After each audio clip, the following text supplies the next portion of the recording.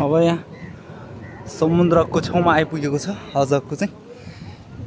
ठ्याक्कै के भन्ने बिच भन्दाखेरि यो चाहिँ पुलाउ पिनाङको कुमतर नजिकै रहेको यो समुद्रको छेउ आइपुगेर यस्तो दामी ठाउँमा आइपुग्यो छ यस्तो रहेको छ समुद्र यहाँबाट चाहिँ बिच साइड साथीहरू पुगिसकेको छ अनि यता चाहिँ हामी फेरि चढ्ने साइड हो भने आम्मामा ओहो ल गाइस कस्तो लागिरहेछ तपाईँहरूलाई आम्मामा एकदम ल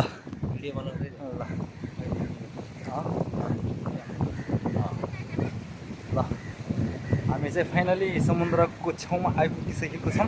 आज चाहिँ लाएर सम्म चाहिँ यहीँ घुमघाम हुने जस्तो देखियो आजको चाहिँ आमा पानी त फोहोर रहेछ है यहाँको पानी चाहिँ अलिक फोहोर रहेछ पानी आमा यस्तो रहेछ नि साइडबाट ढुङ्गा ओछ्याएर यस्तो रहेछ साइडबाट ढुङ्गाहरू यहाँ मान्छेहरू बसिरहेको छ आहा क्या शीतल हावा छ वाउ यता साइडमा यस्तो दामी देखिरहेको छ यो चाहिँ के फेरि चढ्ने चढ्ने ठाउँ अनि छ